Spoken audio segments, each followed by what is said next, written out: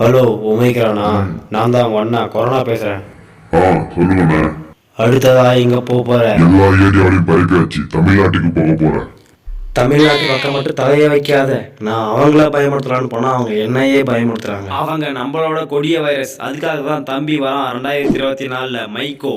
என்ன சொல்றீங்க? ஏன் 2020 2021 கொரோனா, நான் 2022 23 வரை நீ ஒமைக்ரான். அடுத்து 2024 மைக்கோ வருவான்.